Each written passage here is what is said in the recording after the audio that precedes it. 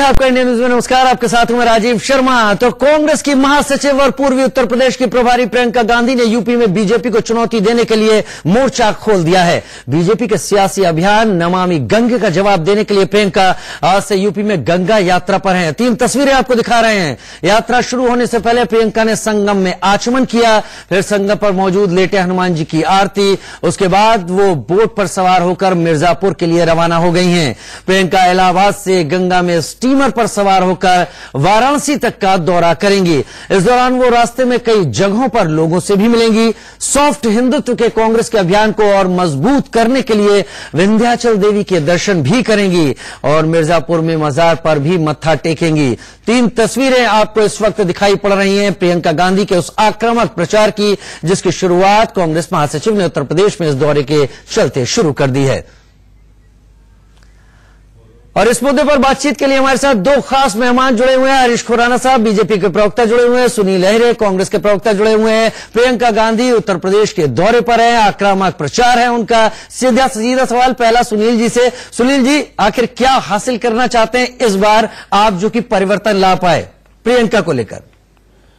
प्रियंका जी जो है 20 साल से कांग्रेस में काम कर रही है। सर सुनील जी, इस वक्त के लिए मैं आपको अभी रोकना चाहूंगा। अभी हम सीधे चल रहे हैं गोवा, जहां से तस्वीरें हमारे पास आ रही हैं। इस वक्त गोवा बीजेपी हेडक्वार्टर के पास, हेडक्वार्टर पर इस वक्त पार्थिव शरीर पूर्व रक्षा मंत्री और गोवा के पूर्व मुख्यमंत्री मनोहर पर्रिकर जी का यहां पर समर्थकों और तमाम कार्यकर्ताओं के दर्शनार्थ ये तस्वीरें आप देख पा रहे हैं। श्रद्धासुमन और अर्पित किए तमाम लोगों ने। राजनीति की कई सीमाएं होती हैं जहां पर विरोधियों को सम्मान देने के लिए भी शब्दों को चयन किया जाता है, तब सोच के बोला जाता है, लेकिन ये एक ऐसे नेता रहे हैं जिसमें सारी सीमाएं टूटी हैं। क्या कांग्रेस अध्यक्ष राहुल गांधी हो, क्या बीजेपी के तमाम नेता, क्या दूसरे लोग, ये तमाम लोग श्रद्धासुमन एक सुर में अर्पित कर रहे हैं। कला संगम लिए जाया जा रहा है इस वक्त पार्थिव शरीर, जहां पर आम जनता के लिए शाम 4 बजे तक मनोहर पर्रिकर जी का पार्थिव शरीर मौजूद रहेगा। तमाम लोग उनके दर्शन कर सकेंगे और श्रद्धासुमन अर्पित कर सकेंगे।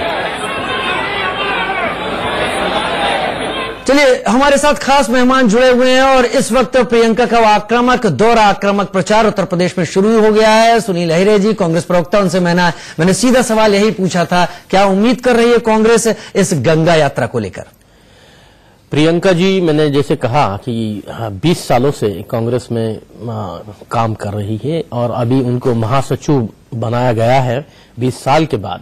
और एक कार्यकर्ताओं में इतना जोश और उत्साह है कि कार्यकर्ताओं के कहना है कि उनको जनरल सेक्रेटरीज को पहले जो मिलना पड़ता था, फिर वहां से प्रधानमंत्री मोदी के संसदीय क्षेत्र की तरफ जा रही हैं, क्या कर पाएंगे? सीधे शब्दों में जल्द बताएं।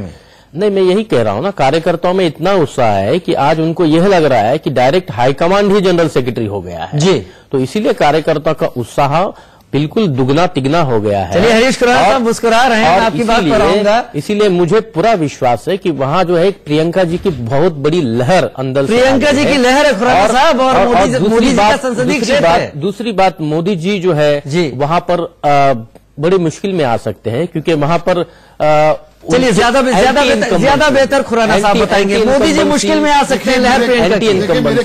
कार्यकर्ता मेरे कांग्रेस के मित्र एक बात तो बोल गए, चाहे वो गलती में बोल गए, जो मर्जी बोल गए, ये बोल रहे हैं कि 20 साल से कांग्रेस के अंदर प्रियंका जी राजनीति के अंदर थी।